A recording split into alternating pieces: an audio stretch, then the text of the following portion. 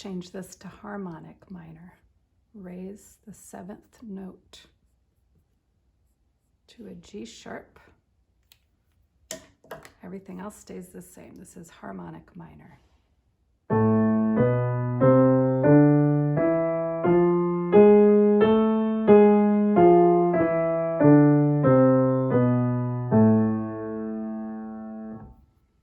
Change this to melodic minor. I'm going to also raise the 6th note going up. So when we go up, we raise 6 and 7, but when we come down, we'll play natural, melodic. Now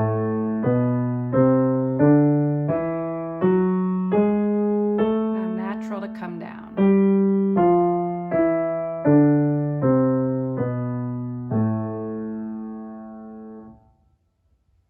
To play the chord progression, we use harmonic minor.